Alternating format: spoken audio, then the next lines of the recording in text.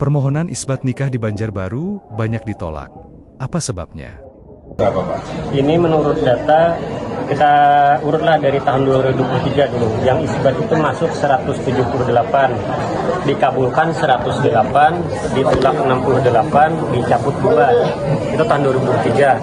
Tahun 2004 masuk 229, dikabulkan 106, ditolak 122, dicabut 1 perkara.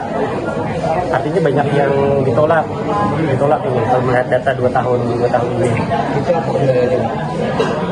Pertama tadi masalah ditolaknya tidak mencukupi rukun dan syarat perkawinan atau halangan perkawinan. Rukun syarat perkawinan kan ada wali, ada saksi, mempelai akad nikah. Nah, kalau tidak rukun syarat perkawinan, maka itu menurut hakim tidak sah. Kemudian walaupun syarat rukun terpenuhi ini sudah walinya ada, saksi ada, akad ada, ternyata walinya salah.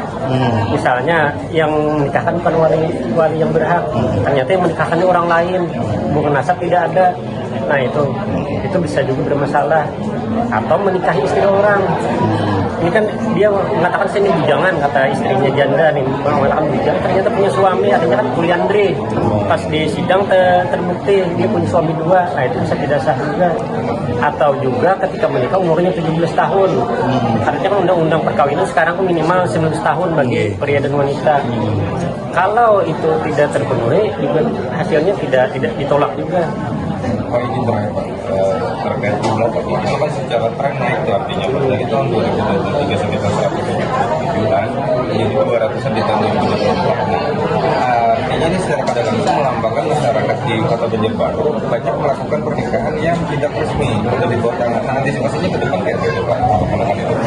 Ya, dengan kenaikan adanya masuknya perkara di pengadilan agama itu, kita lihat dari sudut mana. Kalau dari kita melihat dari sudut kesadaran hukum, berarti masyarakat sudah sadar hukum nih kan, mau mencoba menganalisa mau mencoba apakah pernikahan mereka ini sah atau tidak. Jadi mereka mendaftar ke pengadilan. Artinya kesadaran masyarakat hukum itu agak tahulah sudah agak maju lah. Semakin meningkat itu kita harapkan dengan semakin meningkatnya ada yang masuk, kita bisa memberikan edukasi secara hukum melalui pemerintah Kota Banjarbaru dan terpadu ini. Artinya masyarakat itu milik hukum sudah. Artinya ini nikah kita ini sah tidak, mari kita coba di pengadilan. Nah itu artinya kita apresiasi kepada masyarakat yang mau masuk perkara ini. Berarti Sudah tren naik itu disambut positif, Pak? bisa positif. Nah, artinya kesadaran hukum masyarakat itu sudah semakin meningkat. Pernikahan di bawah tangan, Pak.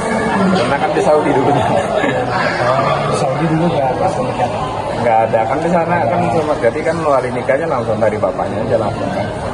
Sekarang udah berapa punya anak? Ketiga. Itu juga. Belum lagi. Jadi selama ini mau administrasi anak gimana, Pak?